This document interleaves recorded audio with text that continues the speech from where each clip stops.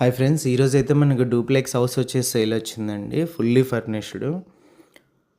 టోటల్గా వచ్చేసి మనకు కింద ఒక బెడ్రూమ్, హాల్, కిచెన్ అయితే ఇచ్చారండి. పైన డబుల్ బెడ్రూమ్, హాలు, బాల్కనీ అయితే ఇచ్చారు.